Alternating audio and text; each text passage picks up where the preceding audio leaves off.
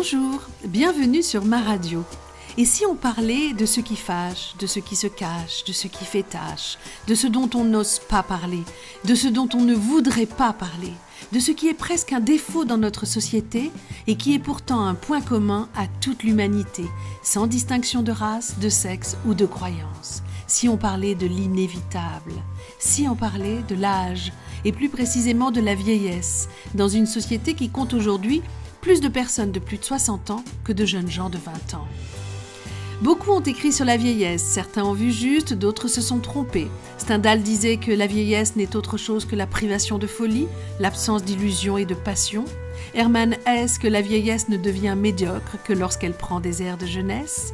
Stefan Zweig que vieillir n'est au fond pas autre chose que n'avoir plus peur de son passé. Et Sainte-Beuve de conclure « Vieillir c'est ennuyeux, mais c'est le seul moyen que l'on ait trouvé de vivre longtemps ». Est-ce que notre but est de vivre longtemps, ou de vivre en bonne santé, ou de vivre avec toute sa tête, ou de vivre près des siens, de vivre heureux? En fait, vieillir n'est le but de personne, mais l'inévitable de tous. La vieillesse, pour bien la vivre, l'accepter, il faudrait s'y préparer. Mais qui a envie de s'y préparer? Qui a envie de soupçonner le naufrage que la vieillesse peut être parfois, comme l'écrivait Chateaubriand? La dépendance, la dignité perdue, l'humiliation, la solitude, le sentiment d'inutilité, le corps qui fait mal. Et même si ça n'est pas tout ça, vieillir, ça reste perdre des capacités que l'on avait avant. Nous vivons dans une culture qui ne considère pas les anciens comme des trésors, qui ouvre des milliers de bibliothèques mais martyrise les vieillards dans des maisons de retraite que l'on devrait plutôt appeler mouroirs. Nous le savons tous, mais qui fait quoi?